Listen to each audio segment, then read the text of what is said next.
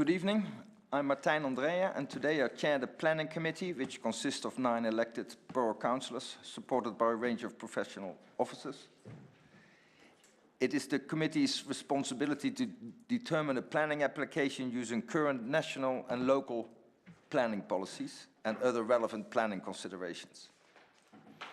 Firstly, the planning officer will present the application, and then only those speakers who have registered to speak will be invited to address the committee with a strict time limit of 3 minutes. Once the presentations have been made, the committee will discuss and debate the application, seeking clarification from the council's professional planning officers where necessary. We can only focus on the proposal before us and only take into account what are considered material planning considerations. We welcome members from the public to attend these meetings. I would like to point out that members of the public, either supporters or objectors to the application, are not permitted to address the committee outside of the allocated public speaking section for each item, or to ask questions, interject or clap during the meeting.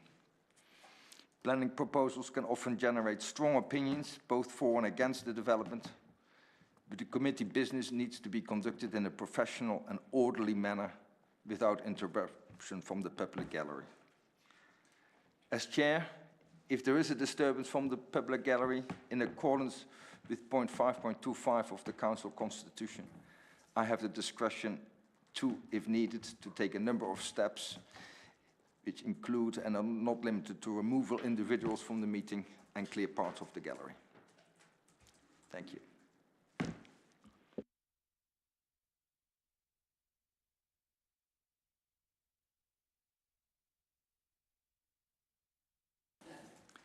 Are there any apologies? Apologies have been received from Councillors Kathleen Glover and Moses Ayangombani. Thank you. Then we go to the minutes of the previous minutes. Can we all agree on the minutes? Yep. Any objections? Or sustain? Abstain? Yep.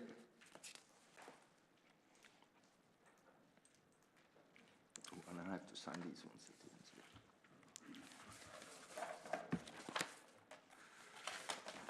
end. Any declarations of interest for this one? Mike, Caroline? Thank you. I would like to declare that prior to joining Wokingham Borough Council's Planning Committee, I sat on Early Town Council Planning Committee when determining their consultation response on agenda items 27 this evening.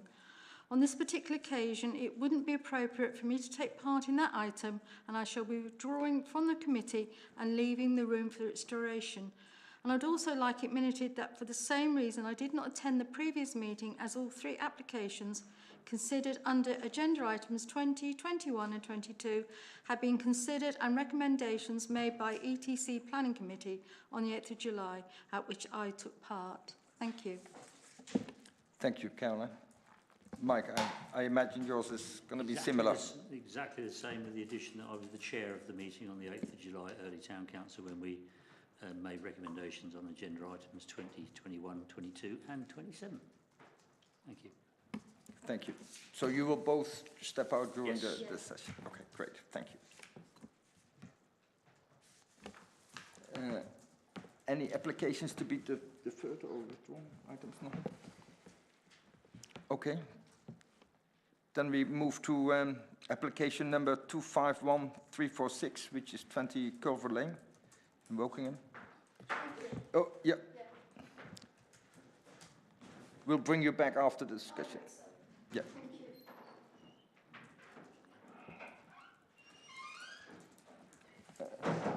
Tarek, you want to just give a quick reminder? I know we discussed it, you went through it last time, but it will be good for everybody to go through it.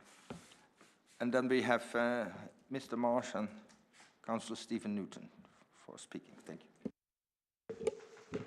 Thank you, Chair. Good evening, everyone. This presentation will address item 27, a house order application at 20 Culver Lane in Early, Wokingham, which seeks part retrospective planning permission for the erection of an outbuilding.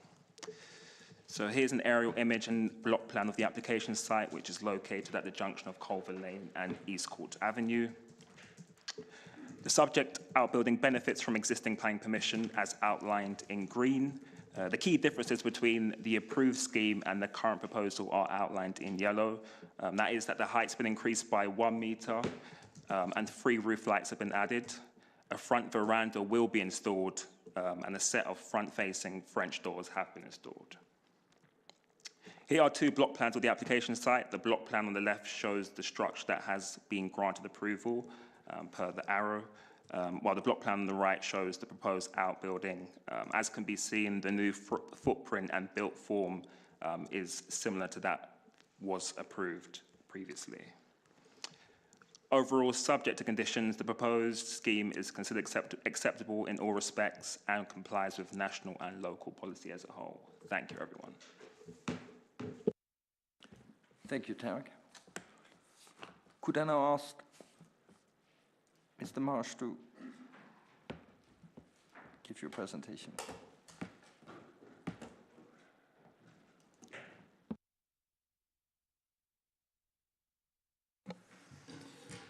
Hello again. I hope you can understand the shocked reaction of the local residents I referred to at the last meeting, having visited the site. I'm sure that the difference between a typical 2.5 metre high outbuilding and the size of this outbuilding, which has the height, mass and appearance of a house, was self-evident to you, with or without the carport. This is an astonishing application in 2 main regards.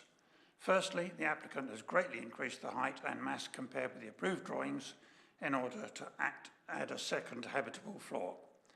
Secondly, this same building has already been soundly refused by a different planning officer in the same department. Now that you've been to site, it should be clear why the first planning officer refused it on the grounds of, and I quote, excessive scale, height and massing, resulting in an overly dominant, incongruous and visually intrusive form of development. You now have to consider the recommendation for approval by the second officer for the same structure. The excessive scale, height and massing referred to in the first refusal remains, leaving this dominant and visually intrusive development intact. The officer's conclusion, that's para 32 in page 21 in this document that I have, claims to address previous refusal by reducing scale and mass. There has been no change to the building, therefore no tangible evidence to back up this claim. We therefore request refusal of this current application. Of course, you may be given a technical reason as to why this application should not be refused. In that case, we suggest that you abstain rather than vote for approval, as approval will not be understood by your constituents, or indeed any member of the public or the press. The existence of planning is questionable if residents are allowed to build what they like. Please note the following 4 points in the document pack. I presume it's the same as the one that I have here. On page 12, in the summary on the 3rd paragraph on neighbouring impacts, ignores visual impact completely, which is unacceptable given the height and lack of 1 metre gap to the next door neighbour at East Court. Now, if a neighbour erects a shed next to your fence as high as your house, you too may consider it visually inappropriate. Para 16, para 4, page 16, para 4, claims that several amendments have been made to overcome previous objections. Well, the only ones I found were deletion of the carport and correction of the height by 200 millimetres. That's that much. That's insignificant in respect to the visual impact, and the property is too tall to hide with greenery. Page 17, comparative drawings of approved and proposed buildings are not to the same scale. This makes the proposed structure look smaller than it actually is. For comparison's sake, if you draw a line halfway up the roof windows, that will indicate the height of the approved structure. Page 17 references to the National Planning Policy Framework, underlying presumption in favour of approval. This is misleading, as the NPPF states in the following chapter, on page 12, that it only applies if there's no local plan. There is a local plan here, so that reference of underlying presumption does not apply. Thank you.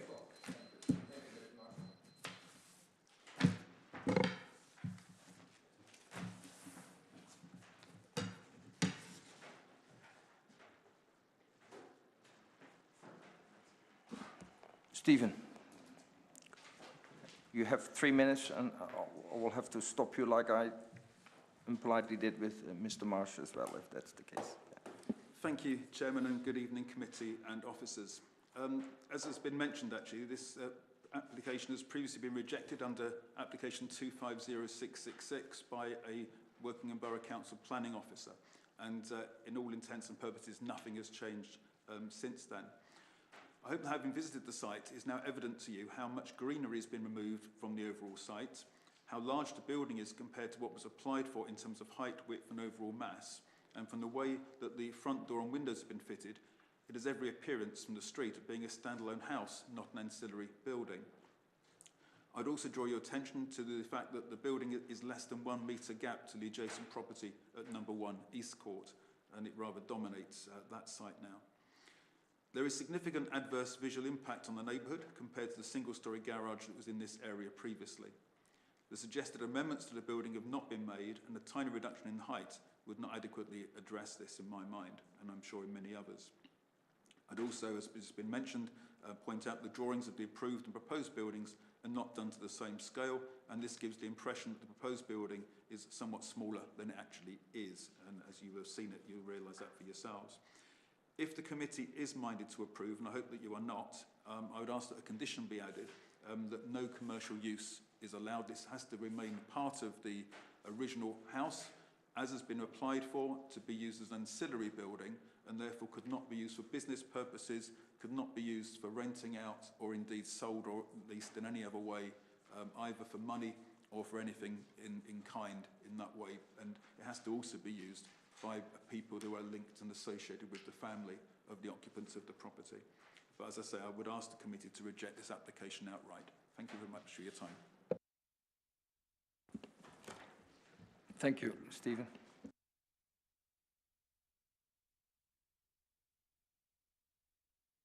I think we've all seen the site visit. I think, Carol, you went afterwards. Sam, you've also been afterwards. Yeah. Who wants to go first?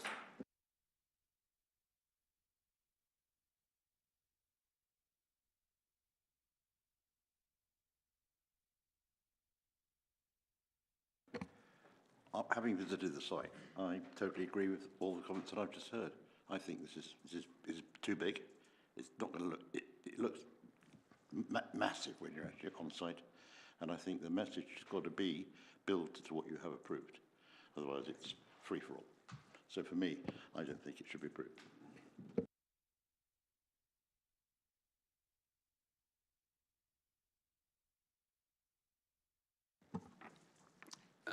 Do you, and I don't want to put words into your mouth, Tarek, considering another officer, it wasn't you that previously refused it, was it?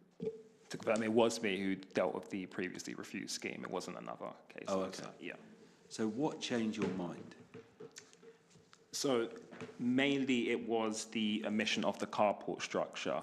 Now, I know it's been emphasised that it may only seem like a small change, but the carport was a significant part of the previously refused scheme. It was almost double the size of the entire outbuilding. So the removal of that structure now means that there's a clear separation between the garage that's been approved now and the outbuilding, and it's set away from the building line on the side of East Court Avenue.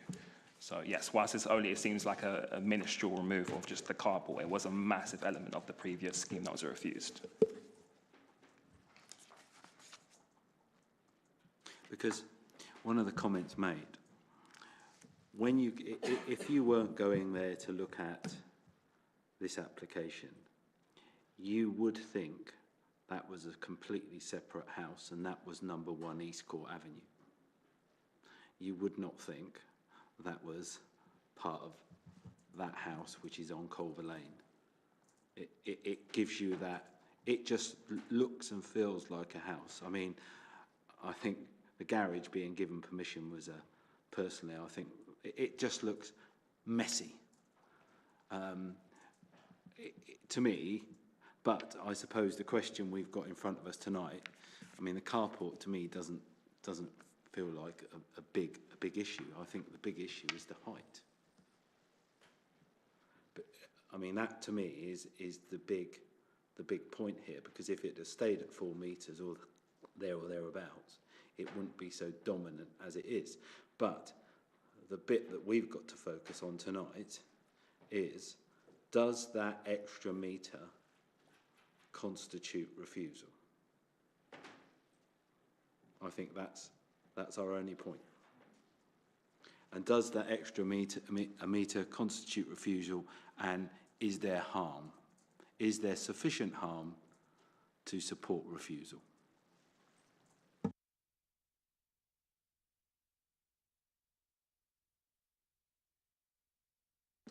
I mean, I think it was good we went for the site visit on Friday.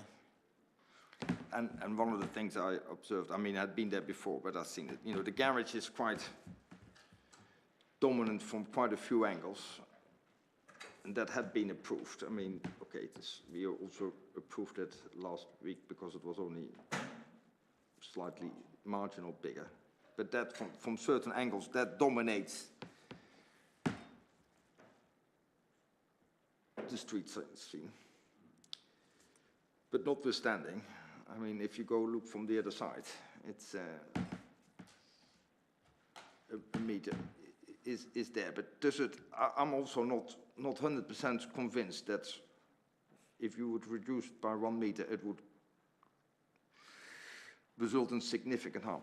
And the only difference with this one, compared to maybe a general point, and I fully understand your point, Stuart, is that the garage is blocking it from a certain angles in a way. That is the only thing that I could see is slightly different from this one. But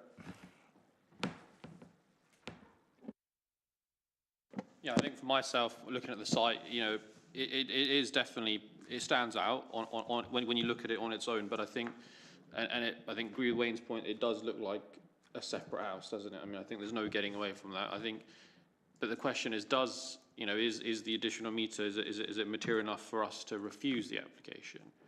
In my opinion, I don't think it's enough for us to, and I think looking at, you know, I took a sort of good look at the wider street scene, and, you know, a lot of the homes around there are quite developed, enlarged. So I think, you know, in my opinion, I think it would still be within keeping of the area.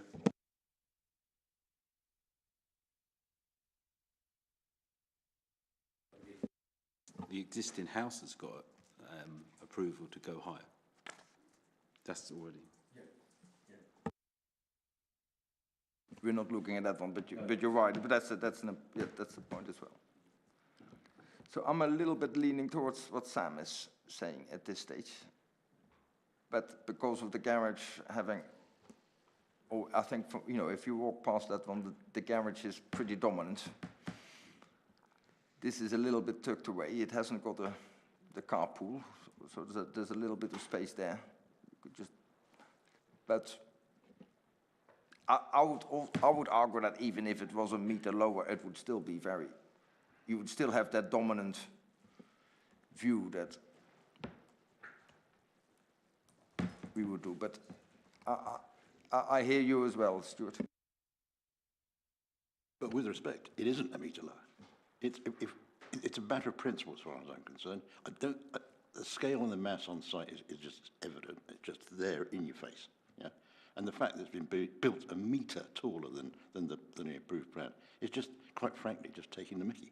I think it's a principle matter. It should not be passed.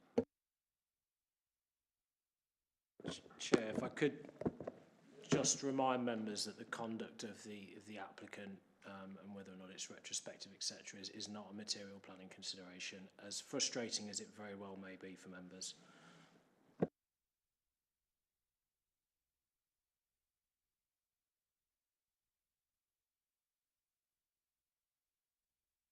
Move on slightly, just to explore this and ancillary use, because it was mentioned by Stephen, and he makes a very good point.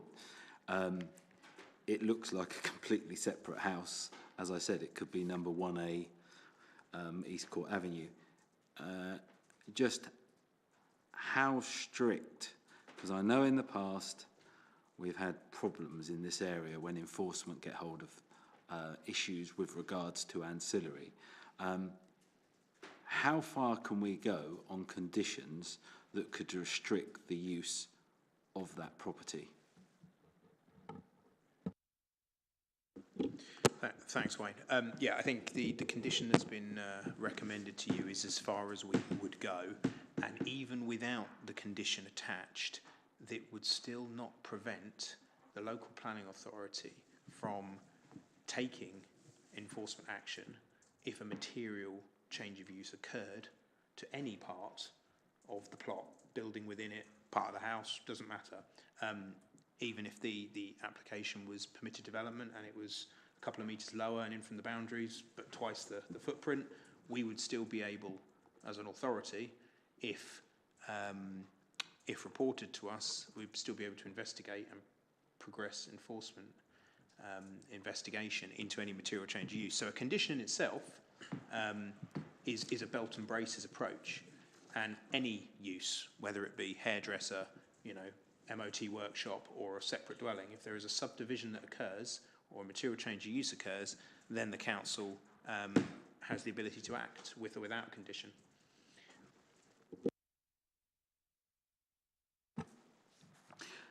So page 27(4), non-let, no sale, the building hereby shall be used as ancillary to the main dwelling. Sold or sublet. So is that definite that they won't be able to rent that building out commercially? So ancillary use can be quite wide-ranging. There can be many ancillary uses within a plot. People have gyms, they have swimming pools, they have art rooms, they have hobby workshops, model railways, even hairdressers, will have people and clients coming to their property for non-residential uses or something different from the main use on site. This outbuilding is no different. That condition is specific to reflect concerns over separate domestic use. And again, the council is likely to be unable to take action if, for example, the outbuilding is used for, ancillary residential purposes to the house, as any other outbuilding could be used in any of our respective dwellings. But if subdivision occurs by virtue of it being let or rented out to someone who isn't, son, daughter, family member living at that address, one family unit, then ultimately severance occurs and a material change of use, takes place. If it's seen being advertised in a local, Airbnb or whatever it is, or permanently let out on a rental website, the person renting that will naturally, most likely not be part of that family unit, and the dwelling will cease to be a single dwelling. So that's what the condition reflects. But again, it's a matter of fact and degree. And until such occurrence happens and is investigated, we as officers and members would not be able to conclude what the outcome would be. It very much depends on what the concern is, if any, with any outbuilding.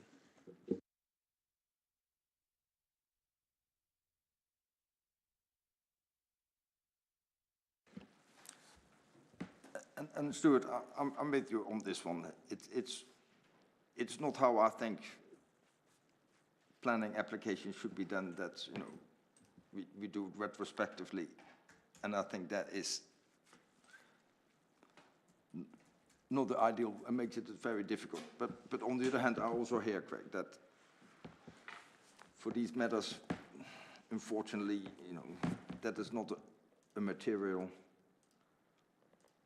issue. And the only thing then I'm left is like, if I walk past it, both buildings are massive. They are huge, both combined. But if you reduce it by a meter, is that going to be, for me, that is still going to be as big and massive and towards than I have as I have it with the meter. So that's the challenge I have. That it's, if you would reduce it by a meter, it would still, in my case, look, massive scale, and that has been approved in the past. So that's my view. Go ahead, Carol. So I don't know if you'd seen me. Yeah, I would share the concern about the ancillary use, because I've had experience of this happening at in houses where they haven't been able to prove that that's what's going on, that it has been sublet, that there are more families than expected in a house. So I don't have much faith in that enforcement, but I do understand that is the only way that we can do it with a condition. I was told once that if there were a family or people in the extension, or in this case the building at the end of the garden, if they had their meals with the main house, then it was okay. If they had their own kitchen, it wasn't. I don't know whether the officers would say whether that or not that's true, but it does concern me how strong that condition is. The only thing we know is that enforcement are looking at it or know about it, but it does concern me.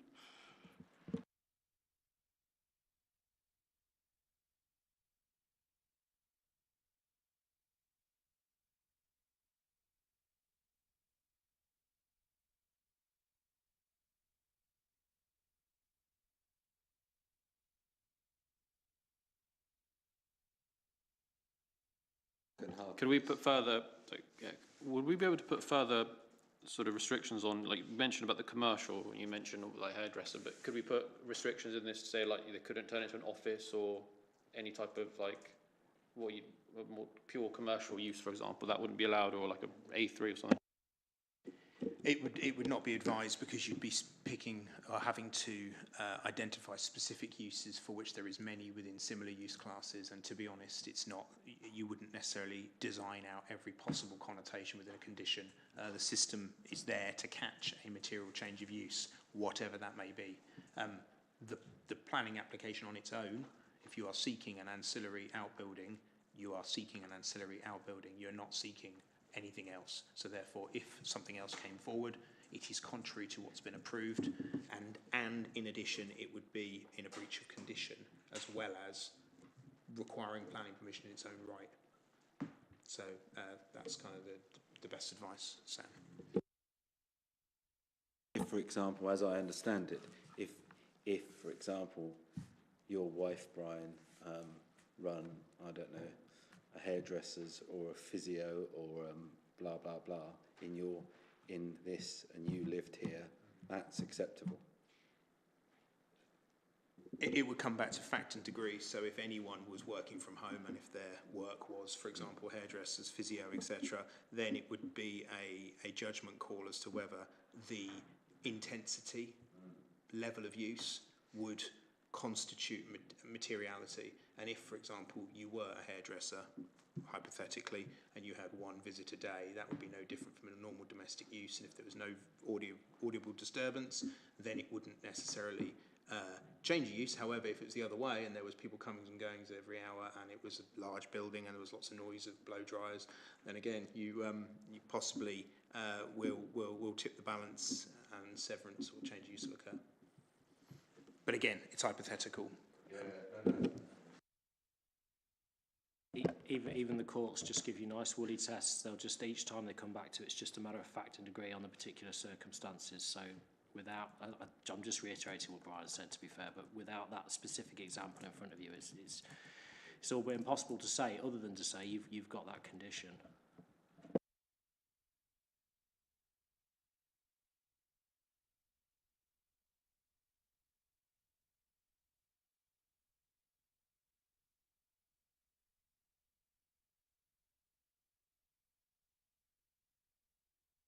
Carol. Thank you. We are, again, between that rock and a hard place. It keeps appearing every time we come across these applications. I've been swaying from one side to the other. I kind of agree with Stuart and Sam, and that's where it's difficult. But I think the height difference that's been asked for is not going to, it's big building already, you know, before it had that height difference. So just to move things forward, I would propose that we accept the officer's recommendation of conditional approval.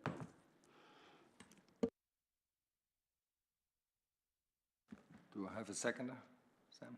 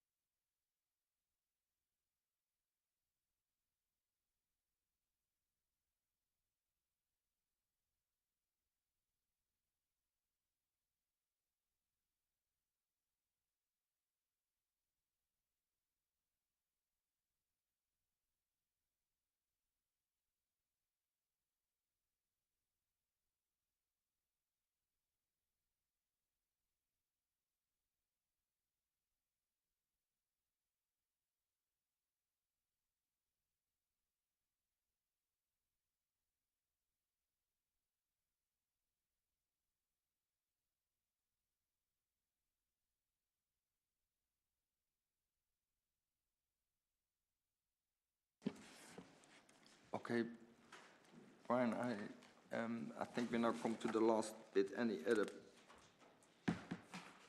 business? Do you want to give a bit update on the where we are with the appeals type of? Thanks, Chair. Yeah, just to draw members' attention to the update paper, part 2 of the update paper. There is one appeal decision to note following a committee decision for refusal. That was dismissed at appeal recently, and that related to a 66-bed care home at New Road in Ruscombe. Members will see the commentary there and obviously the summary of that appeal decision. So again, the sort of summarising part of that is despite an acute sort of housing land supply pressures and strong need for local specialist accommodation, poor design in this instance and failure to respect local character was decisive. So that decision, I guess, confirmed the importance of large-scale buildings and institutional buildings integrating with the surrounding form, scale and building lines of the area. The second part of that update was on the major appeal performance update, and as members of the committee will note, we've been reporting now for a number of months on the council's major appeals performance. The current percentage is in this reporting quarter is 6.67% for majors. Members will note that's a slight decrease on last month. The monitoring period or the reporting period ends at the end of this month. So again, any more decisions come in between now and the end of this month, that percentage moves. It's fluid until such time as it closes out on the 30th. There are 4 appeals, major appeals in the pipeline at the moment. And whilst we don't expect them all to come back between now and the 30th of September, in fact, that'd be very unlikely. The scenario is that if 3 of the 4 go against us, then we would breach the 10% threshold. And obviously, at the end of this month into the next reporting period, that will change, and at next committee we'll update you as to what the state of play is. But at the moment, it's 3 of 4. If 3 are allowed, then performance will breach the 10 of the 4 we currently have. We may receive new appeals, but again, that's where we stand. So it's reduced, but the risk of hitting the 10% has reduced, but it still remains. Thanks. Any questions for? Can you just remind me what the 4 are, Brian?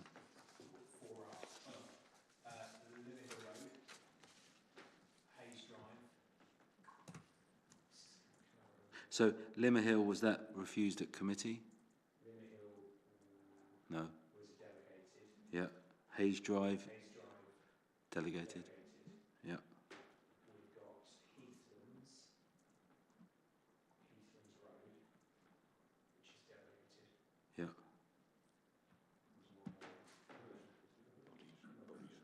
Oh, Lodge Road.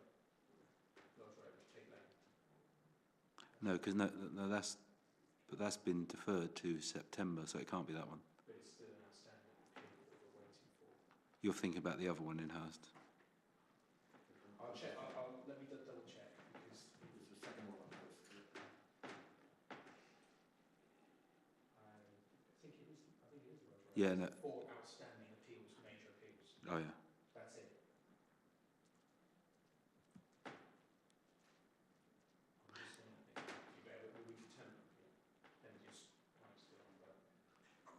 Well, the inspector was right on Ruscombe, though.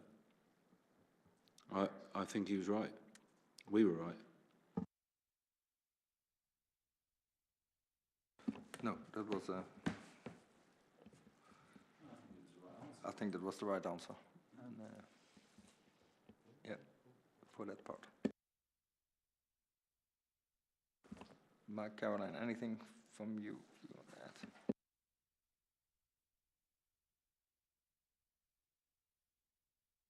Shall I close the meeting? Right, and then you, yeah. I'll close the meeting hereby. Thank you all for coming.